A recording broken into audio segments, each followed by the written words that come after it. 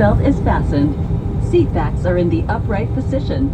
Tray tables and, if applicable, footrests are stowed, and window shades are open.